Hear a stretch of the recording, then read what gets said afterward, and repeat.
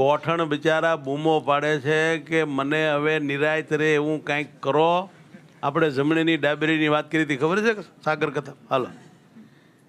મારું વજન તો 92 કિલો હતી આહા. અને અત્યારે 87 કિલો છે. 5.5 કિલો ઘટ્યું. શાબાશ. અને દાદરો ચડતા શ્વાસ થોડો ચડતો હતો. દાદરો ચડતા શ્વાસ ચડતો હતો. અને હવે એ ઓછો થઈ ગયો છે. ઓછો થઈ ગયો ને. હજી 1-2 મહિના આમનો માકો ને તો આમ જો વાંદરો દાદરો ચડે એમ ચડી જાઓ.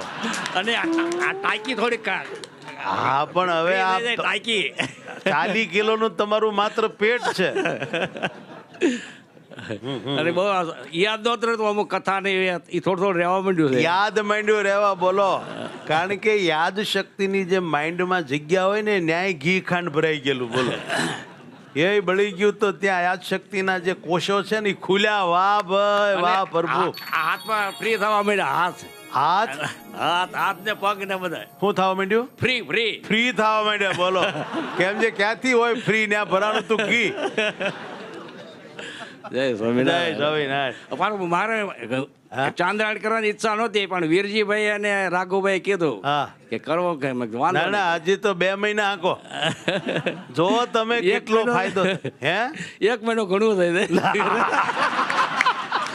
ઉભારો પ્રભુ વાંધો હું આવ્યો એ મને કે. કઈ વાંધો કઈ નથી આવતો આપણને.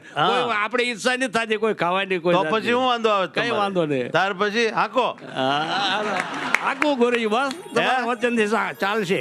શું કહો છો? ચાલશે તમારા વચનથી. શાબાશ. હાલો. કેમ છે હજી ફાંદ બહુ જાજી છે એટલે કહું છું.